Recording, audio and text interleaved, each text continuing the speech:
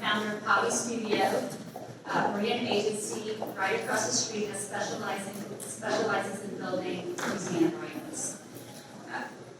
Today, I have this whole thing they wrote for me, so now I'm going to start reading it. For decades, small and mid-sized cities have been some of the greatest exporters of talent. People are raised and educated in places like Lafayette, and then they leave. Why? Because the city didn't connect with them in a way that made them want to stay. So the question is, what does Lafayette's brand say to our most talented people? And what does it say to someone who can live anywhere? Does it say that Lafayette is the kind of place you choose, not just to visit, but to stay, build, invest, and create? Cities with strong cultural identities, cities like Lafayette, can do more than retain talent, they can attract it. And businesses that align with the culture don't just grow, they thrive. Because when it comes to attracting the best people, the community's brand is often doing the harder half of the work for them. That's what this panel is here to do today.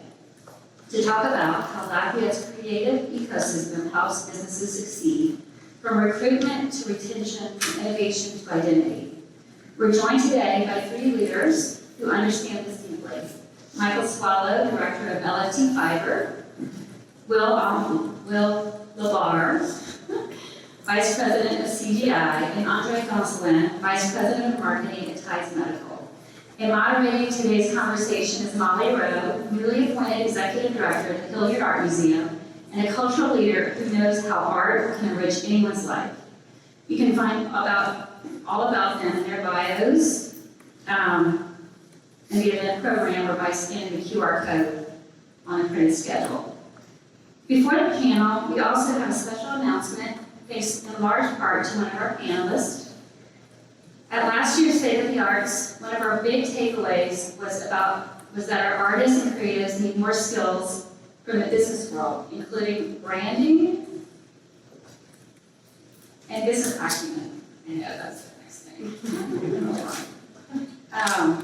They want opportunities to grow, not just as artists, but as entrepreneurs. So today we're proud to announce a new partnership with the New York Foundation for the Arts to bring their nationally acclaimed artists as entrepreneur program to Lafayette, right here at the ACA. Thanks to the leading support of LFT Fiber, the program will be free to those selected.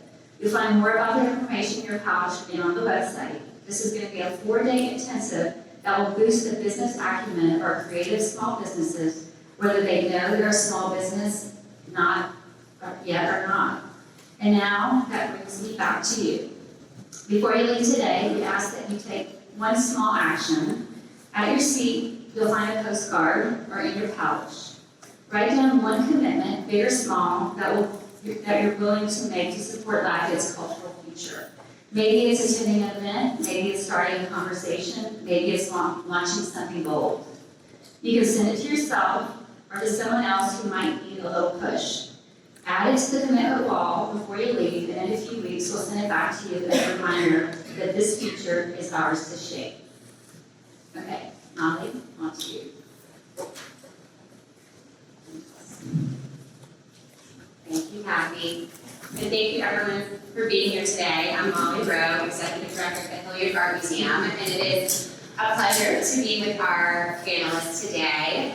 Michael, Will, and Andrée, all of them leaders in their businesses in their own right, but also here in our community. So thank you for being here with us.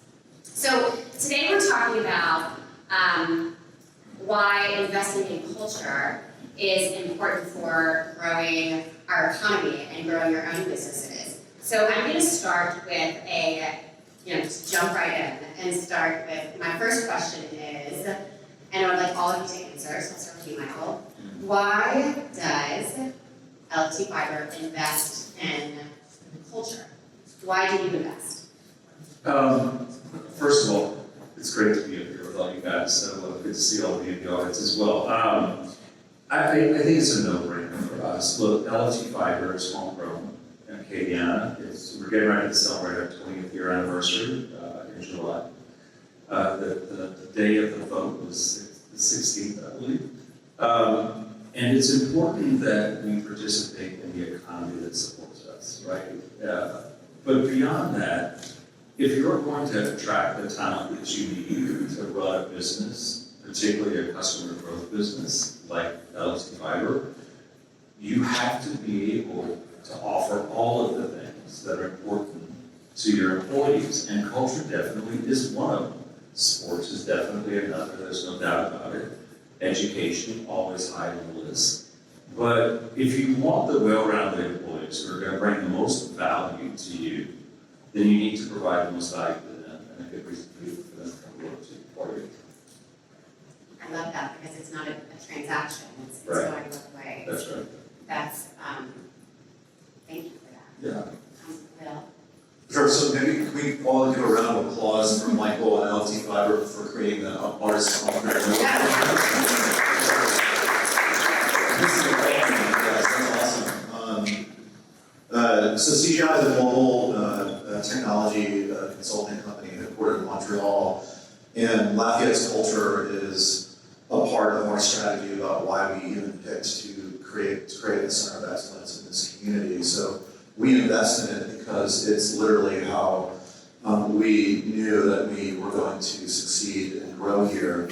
And when I think about culture in Lafayette, or culture generally, it's the shared expression of what our community's identity is. And that's not just for us, the food and the music and the festivals, but if you look at LFT Fiber, it's how we as a community come together to solve challenging problems. It's how we welcome visitors and each other. It's how we solve things and show up. And the fact that Lafayette invested in LFT Fiber was actually a cultural signal to us that this community wants to invest in the things that make it competitive to attract talent. And so we knew when we experienced Lafayette that you have these really we have these really amazing French-Canadian cultural roots, these Creole roots, and it also comes with this entrepreneurial mindset. And so that for us was we want a community that is investing and has those attributes because that's what creates a sticky community that keeps talent local. And then also we thought that in the case where there was a historical brain drain that we could bring it back.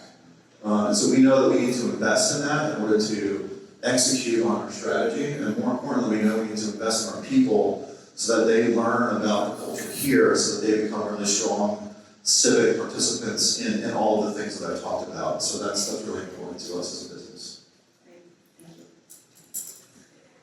Hi, Andrée. It's nice to meet you all. Working with Tides Medical was, if you don't know who we are a biotech company here in Lafayette, and we create skin substitutes, so skin grafts, donated placenta, and what that does is we use that for chronic wounds. So why would we invest in culture when we are working nationally to help heal chronic wounds? Well, I think it's a mix of your answers, and really it has to do with keeping our talented people here in Lafayette, exactly like you all said. We have talented, creative people in all of our departments, but we want them to be proud of our culture, and we want to make sure that they are here and stay here, and they have an opportunity to go other places. They have opportunity to go to Boston, to go to San Francisco. Once we teach them the skills here in Lafayette to work in biotech, they have a lot of opportunity to go other places, and we want to make sure that they stay here, and a lot of that has to do with the roots that we plant, right? And the other big piece I think about it for us in particular is that we are in a competitive market where there are other companies doing what we're doing, and culture is a big piece of our brand. We are, having this Cajun culture and being able to say, hey, we are unique in the way that we are able to approach this service mentality and this kindness to our customers. That's a big part of who we are as a brand, and that comes through in sort of maybe the accent you have for the person you're talking to in customer service, maybe the ways in which we're communicating with people. So that's I think big reason why we're here. And I'll just note that, we are born and bred Lafayette company, and intend to stay here, and so that's a big part of what we're doing. I think that's an exciting thing to be a part of for me. Exactly. I think one thing that's really cool in that answer is how the culture of Lafayette and Acadia becomes a part of the culture of your company and part of your value proposition. And like for us, there's an analogous thing there where Nicola knows this, my colleague is in the audience who I think will be filming me right now. Where like we have offices all around the country and the world, but like we have a brand. This office here in Lafayette has a brand. Right. And that brand actually it comes from the culture of this community. And so I think that's really special how both companies and the community can thrive with each other and build on that culture. You're exactly right. We have employees all over the country, but they love to come to Lafayette, and they love that we get off the one girl, and they love that we, are able to celebrate this culture in a way that is something that's unique to us. Our customers love that we send them pink cakes. There's a piece of who we are, and I know that's very trite examples. Those are very trite examples. But it is a part of a pride in who we are and where we're coming from, and being able to tell our story that I think we can't take for granted. Thank you. So, I think that we'd be hard pressed to find any business owner here in Acadia that would not tout our culture and that would not be so proud of it and would not say that, we have such a deep and invaluable cultural fabric here in Acadia. So my next question is, how are you investing? How are you actually participating in this culture? How are you making it part of the fabric of your business?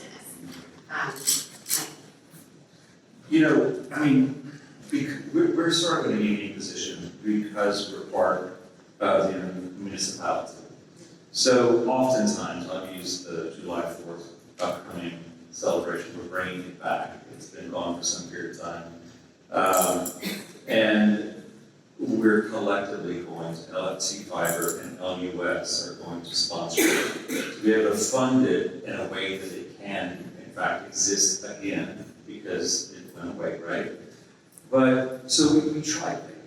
We have 4 verticals that we support from a philanthropic perspective, and it's arts and culture, it's sports, it is childhood education, and then it's internet safety and education. So if you fall within those 4 verticals, then we'll do our best to be able to support some in each one of those 4 verticals.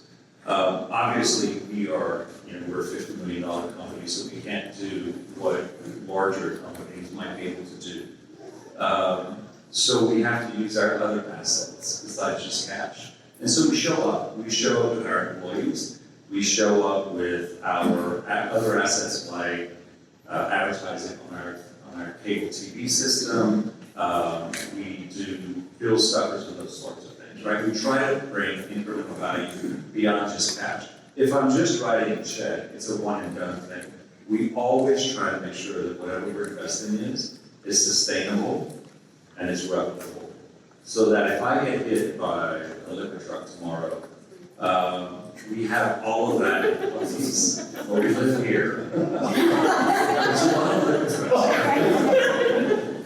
trucks. So it's important that we set that stage so that there's a consistent giving plan and community support plan, a philanthropic plan that has legs and can live on. It'll always be organic and change, no doubt. But I think that the employee engagement is one of our the big key takeaways for us. It's how do you really support things that are important to our employees as well to give them a reason to show up and to participate. Right. And of course, this wonderful program that you're bringing. Yeah. We try. Artist entrepreneurialism. Yes. But to that point, I want to say, as a museum director, that probably one of the most important ways that if it's, everyone needs cash donated to arts and culture, but it is to show up. It's just to, get that basic and encourage, that basic level membership, to bring a colleague to something that's happening, and to share, share what's going on with some of the, from your own platforms, from your own, that is just invaluable connection, I think, from that can happen. We use our technology as often as we can, and Dr. Schumacher and I had a chance just to visit a minute ago, get his foundation, coupled with some of the other philanthropic organizations here, started what's called Link and Learn, which is in North Lafayette, and it was built to enable kids in neighborhoods that didn't have access to the internet to still be able to learn from home. So long distance learning is a thing, and it's not going away. So how do we, and we talked about if we can make this replicable, but it has to be sustainable. You can't just continue to pour money in it, right? So, when you think about the power of technology and what it can deliver, that's what gets me out of bed. That's what made me take this job, frankly, was because I know the change we can have in rural Louisiana and rural parishes. And that's what the city has done. Connection. Yeah, connection. I'm gonna jump, let me sit up here. I'm gonna jump to Andrée. How does Tides invest and how does it, how does Tides Sure, invest? yeah. It's the classic time, talent, treasure, right? I think that we have a Tides Medical Foundation. We have 3 pillars.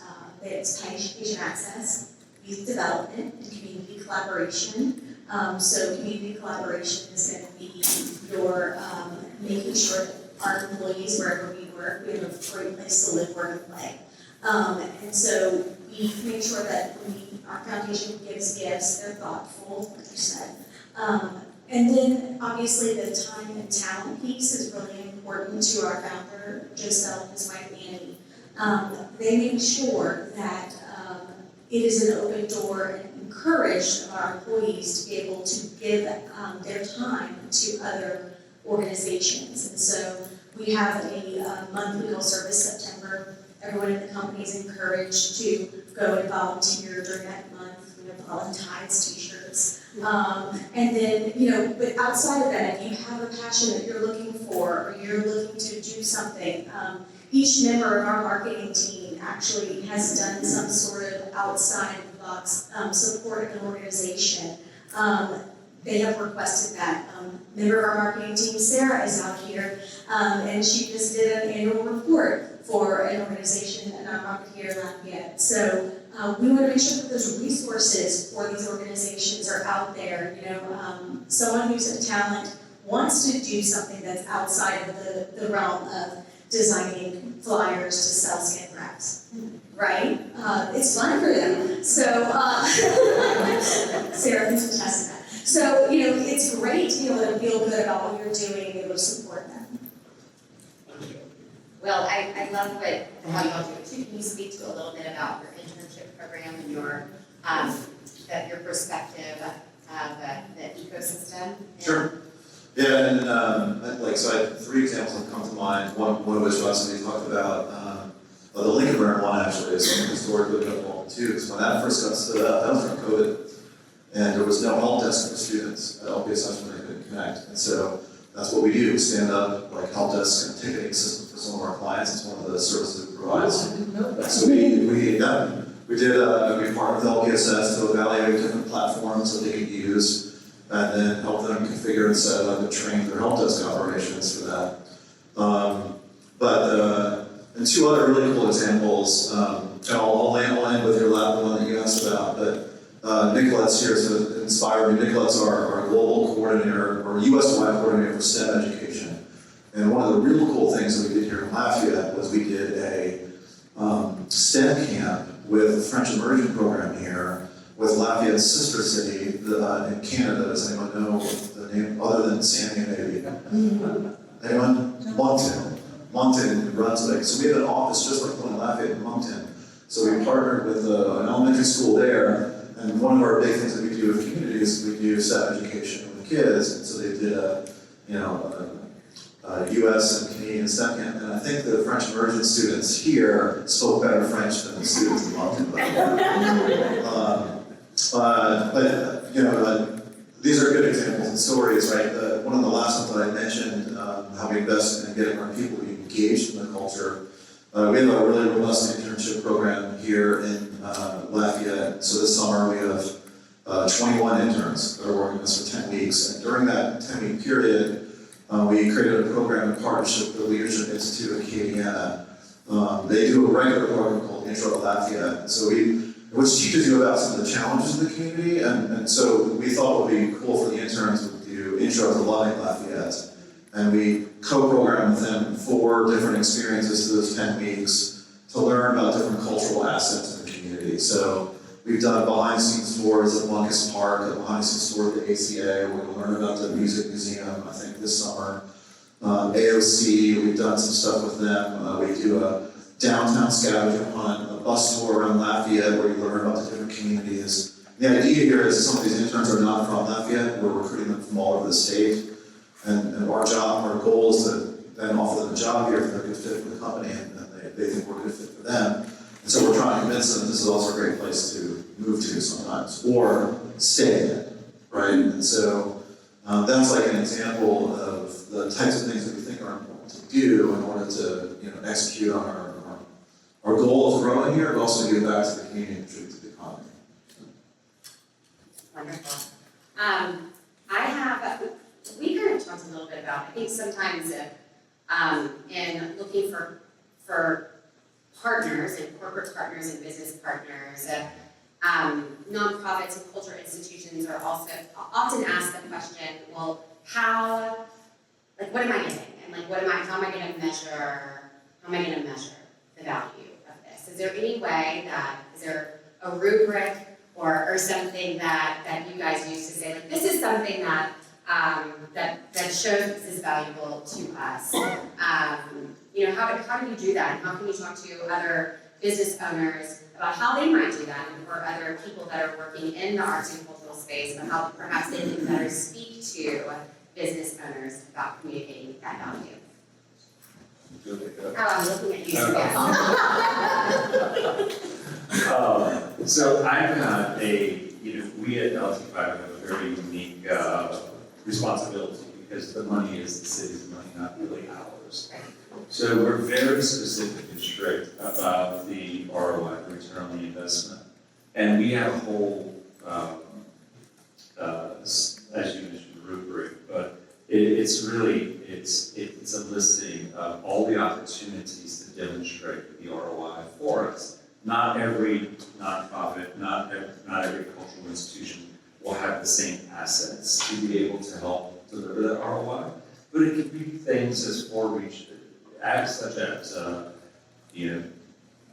advertising. Do we co-brand on wherever you show up, right? So that those eyeballs mean like 0.7 to 2 cents per eyeball. If we're on social media platforms with you, if you're listing us as a presenting X, those are all ways for us to validate that people are seeing our brand in the community, therefore assigning a value to it, therefore going to at least give us permission to have a conversation about joining our business, right? Subscribing to our business. So sometimes it's more complex. Like as an example, we do a lot of work with UL. You'll notice our brand on the coaches' headsets. Obviously, that is, if it's an ESPN show, that's a little bit more than 0.76 cents. Super smart. Yeah. So we try to help them help us help them, right? So it's an ongoing piece of work, and then we go back after the term of the agreement, and we say, okay, these are all the things that worked, because sometimes things won't work, and these are the adjustments we need to make to be able to continue to validate the relationship. Wonderful. Yeah. Thank you. Andrée, what about you guys? I think all of the above. I think, looking to a nonprofit to have them, or culture organization, to have them say this is your value is absolutely part of that. I think going back to Andy and Joe's commitment to the community and their encouragement and involvement in the organizations, the other big piece of this, I think, is partnering with the organization by having that personal touch, that individual partnership, and saying, oh, I'm on the board of this, I'm going to tell you about what they're doing day to day, I'm going to give you the testimonial, I'm going to tell you the personal story, I'm going to involve you in the place. And so I think that that is another sort of, it's less tangible. Obviously, there's not dollars and cents behind it, but I think that that's really important, especially for your employees to want to stay on it and feel good about what they're doing. So the three of you have incredible experience that reaches far beyond the positions that you're in now. But looking both from the perspective of your positions in your companies and as a citizen of Lafayette, what could we do better? How could we build this partnership between sort of corporations and cultural organizations? What could we do better? We had a whole summit on this. Thank you for that. So we did do our inaugural Powered by Connectivity Summit just this year, and that was one of the goals, was to establish in the crowd, those attendees, which for those of you who came, thank you, was, hey, what are the top 3 common problems? And then, because what you find is you can create synergies that can then create momentum to solve those problems together. Because generally, if you're having a problem at Tides Medical or at CGI, there's going to be similarities enough that if we're collaborating, that we can solve together, and you speed up the resolution. And I think that Lafayette has, because of our culture here in Acadia, we have that already in us. It's just finding ways to pull it out and then putting it on the table to work at it together. You know what I mean? It's like, let's stop talking about it. Now we've identified the problem, so now let's go solve them. And I think that's one of the things we can constantly do better about. And this is, by the way, not unique to us, it's anywhere I live. It's just about, enough of the conversation, let's put it into action, get something done. So, yeah, that's good. Yeah. Well, Maybe to build on what Michael's saying there, it makes How great is something? What's that? How great is something? It was amazing, something. I think, were we on panel to do it too? You were on a panel, thank you. But it makes me think of one of the things that we do with One Acadia here, which is these trips to these other communities to learn about what they're doing well. And when we came back from the most recent trip to Grand Rapids, it inspired us to create a technology council here in Lafayette. So just launched that in January, and it's brought together, I think like 13 different organizations so far on a steering committee, but that's an example of how we realized that if we want to grow our technology ecosystem here in Lafayette, that we need to work together across these businesses and different types of technology dimensions in order to tell our collective story better to a national market and also to our own local and regional market, because a lot of our students here don't know that there's opportunities in this space for them to pursue a career. And then a lot of the folks who are outside of Lafayette and Acadia don't know about those opportunities here. And so I think like that, breaking down silos in our community, to encourage that collaboration was definitely something that we can always improve on. I'm saying we don't do it well, but that's where our collective strength as I think Lafayette and Acadia exists. And then I think the other thing that we can always do better is tell our story more. A lot of people, it's funny because it's a little bit akin to CGI a little bit. A lot of people don't know what CGI does, and sometimes in our own company we're like the best kept secret, and we're like, that's actually not a good thing. If you want to grow. Same thing for Lafayette. I don't really think that a lot of people know what this region has to offer culturally, and we need to figure out ways to continue to get that story out there in as many venues and channels as we possibly can, because it's truly unique. I completely agree. I think one of the challenges I see too is that we see, if we're talking about arts and culture, I'm thinking, artists, yes, and I know that this story is sort of more prevalent within the music industry, that the artists that we celebrate and take for granted, they're really paying their bills by being hired somewhere else. So, what can we do as businesses and business leaders by supporting them here, right? So they don't have to, celebrate and live and love working here, but actually pay their bills and make a living, put food on the table by, playing in Brooklyn and playing in Germany and, things like that. And I think that's something if we establish that our culture is so important to thriving here, to living, working, and playing, then, we really have to think about what that means to give these people who are creating our culture, very basic, living way. But, so I'm gonna ask one more question to everyone, and then I'd love to open it up to you guys. So looking on that in the past year, and Andrée, I'll start with you. What was your most memorable experience in arts and culture in Lafayette? No pressure. I would say one thing that we did that was really exciting and different was that Tides sponsored an exhibit at the Children's Museum. And so it gave us an opportunity to not only tell our story, but offer biotechnology, STEM as an opportunity for kids to learn. And it gave our employees the ability to design and paint and be a part of something, building something, right? Building something tangible. And so that to me was a big part of it. It was a artistic venture, it was a scientific venture. Our accounting team got involved. Everyone was involved in this sort of building of something that now is a part of something that kids will be a part of, visitors will be a part of. And I think it was, a checkbox of this is a great company initiative that really, I think, will last for a minute. I love that idea. Now, how did that get started? Did you go to them, or did they come to you?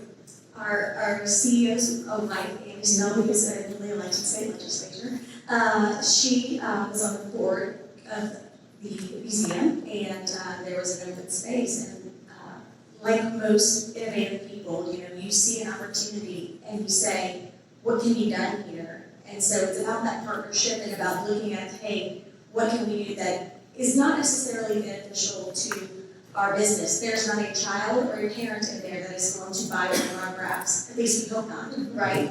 But the idea is that we are investing in the future of kids who eventually will build the next thing that is not a craft, but is the big next idea that'll prevent someone from being a craft.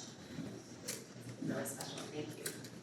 Well, Yeah, I think there's a lot of things that come to mind. I'm gonna plug a specific event that we've participated in every year. It's called the 24-Hour Citizen Project. Anyone familiar with it? So it's really cool, because those who are not familiar with it, it's I think it's run by Civic Side, right? That's not perfect. But basically, anyone who has an idea on how they want to improve the community and do something new in Lafayette has the ability to sort of create just an idea.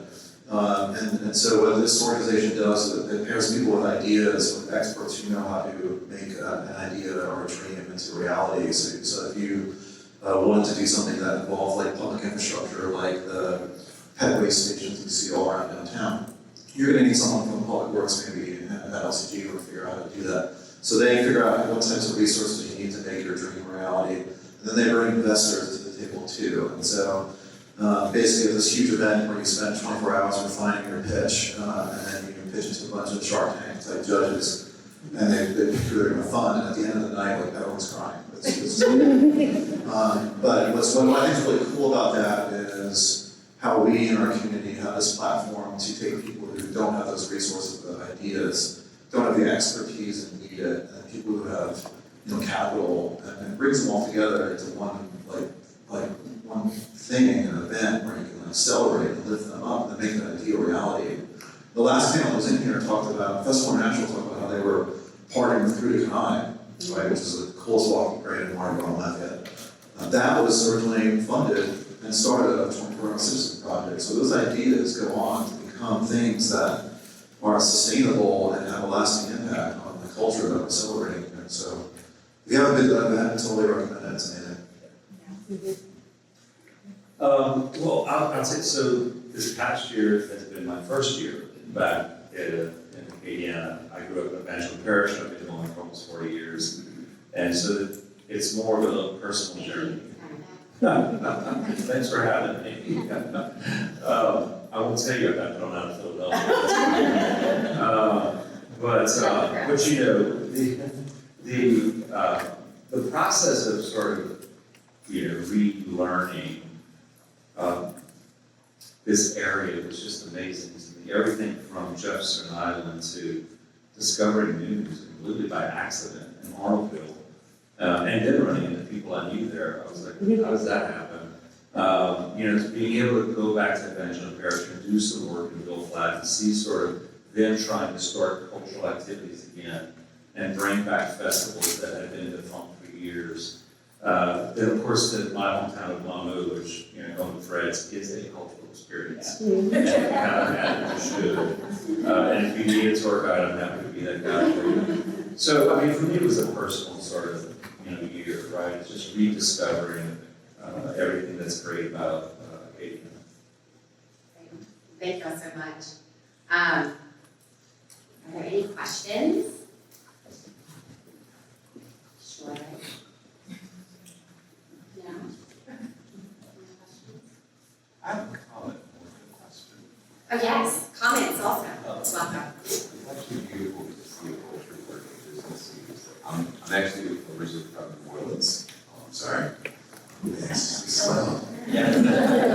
Can you hear me without the microphone? Yeah. Oh, okay, so you will use the microphone. Yeah.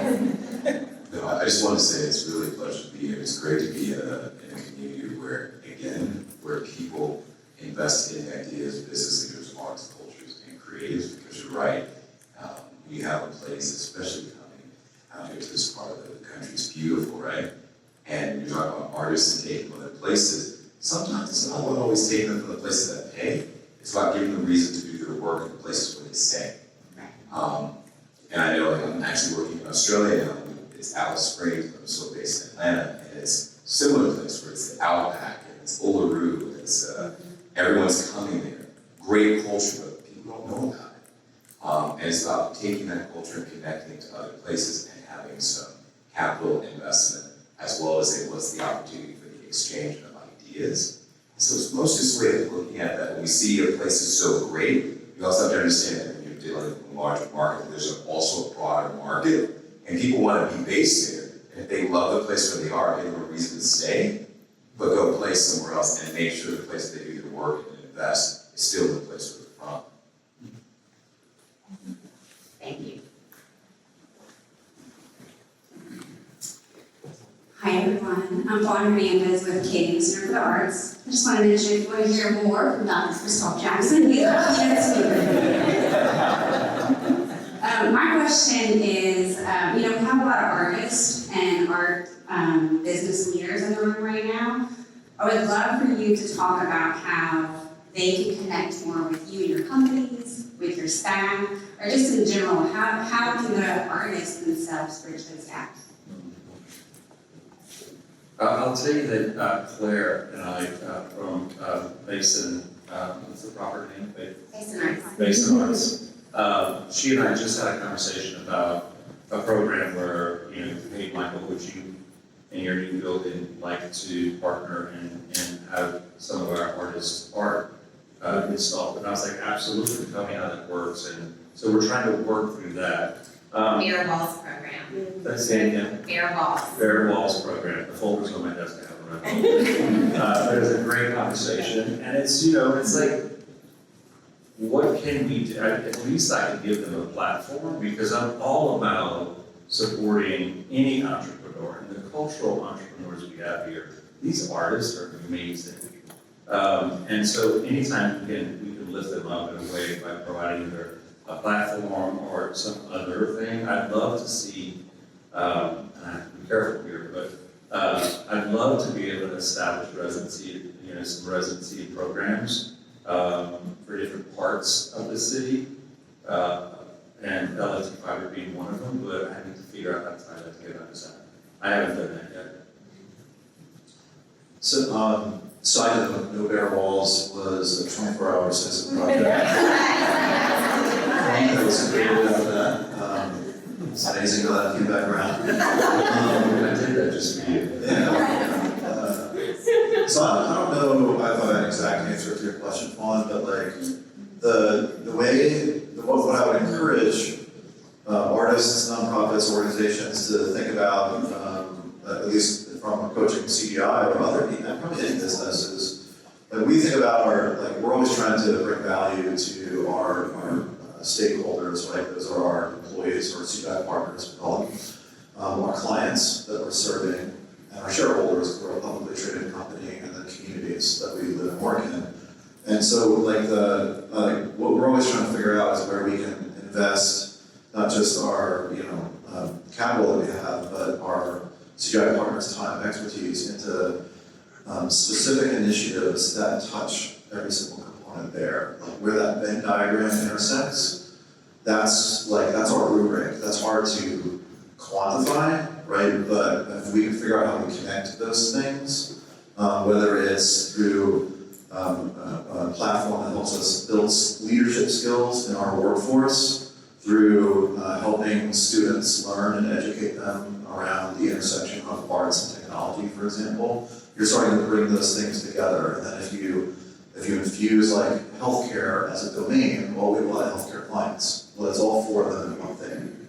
And so we're looking for like those types of initiatives that bring together those different stakeholders, if that makes sense. Any other questions? Yes? I just have a comment. If you want to answer that.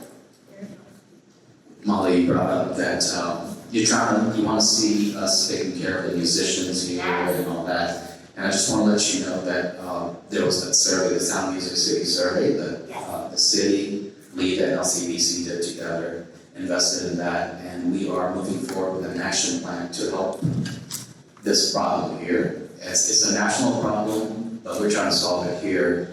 It's very easy around here because we are a musician town. We are. We're not a music city, we're a music town, musicians town, and we need to become a music city. We need to support it more. But it's taken for granted because how many musicians are in the room? There'll probably be quite a few of us here. It's taken for granted, but there's hope. We're working together. And if I invite any of you guys for brunch, you know why? Because we're trying to get some funding to help these kind of projects, to help these kind of Can you things. tell us a little bit more about it? So there are multiple things we're trying to do at one time. One of them is we're trying to help venues, so we're trying to streamline things to make it easier for venues, because it takes everybody doing well to make this work. It's, people complain musicians don't get paid enough, but if venues can't afford to pay them, that's a problem. Less people are going out to shows. Younger generations don't drink as much as we all do, so that's a problem for bars. So it's like learning how to live in the new world and how to make it efficient. But I have a lot of hope because so many of our partners in this town are working together. They've been very helpful. ACA have been huge for it. They're really generally coming out saying whatever you need. There's so many people doing that. LIDA, LCDC. So there's hope. We just gotta have to work together. And but there's just want to let you know about that. Wonderful. Thank you.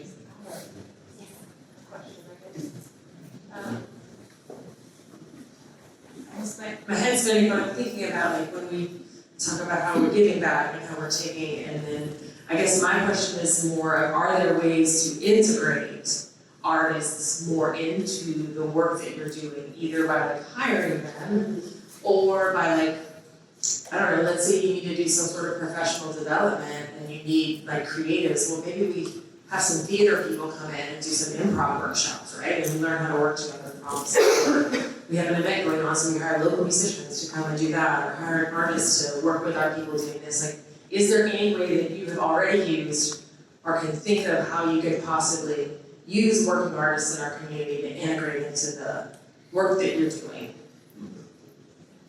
I'll say that, well, I haven't had time to get to it yet. In my past, what I've done is focused on using, to your point exactly, we have an example of an opportunity that comes alive in the next 90 days, but using local artists to, in your advertising, or if you're creating specific artifacts that are going out to audiences, we could use local artists to develop and create those. But there's also the concept of when you think about arts and culture and the value brought to businesses, that doing improv and those sorts of things get employees actually really comfortable to start opening up and start understanding some of their own internal barriers to be able to be their authentic selves at work. And I don't mean just their authentic, but opening up their minds to be able to really authentically solve the problems that they're faced with. So there's all those opportunities that I've had in the past that I hope to be able to do here. We just haven't had enough time yet. Just give me a couple months. I love that question. We have some simple examples where we've done like, so we have a lot of our workforce that's not from around here, and so I forget the gentleman's name right now, it runs Collide Studios, Department and teacher our team how to do cave dancing. Hired Kayla Zeke at our 10-year anniversary to do a live painting. Like those are the simple things, but your question gets at more like, how do we integrate artists into our actual workflow and process and internal things?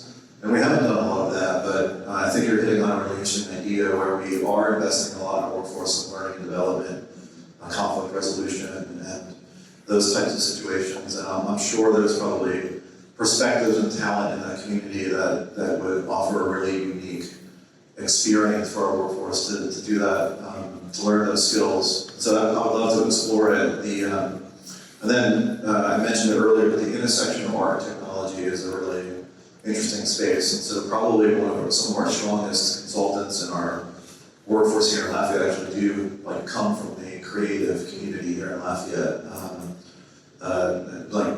We don't necessarily contract out that type of service, but they join our company and bring the talents in, right? But I think it's a really interesting concept you're putting forward, and it aligns with that intersection of stakeholders that I was talking about, so maybe we need to explore.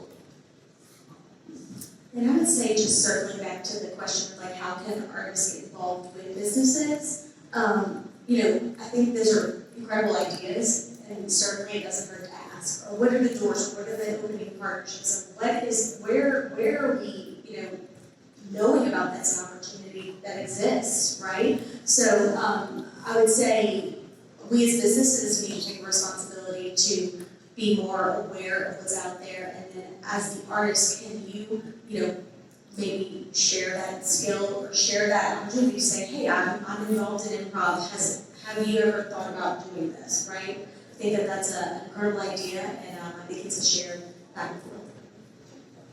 Well, thank you all for sitting here with us today, for sharing your knowledge with all of us. Thank you all for coming. Everyone is staying for our keynote later this evening, so thank you.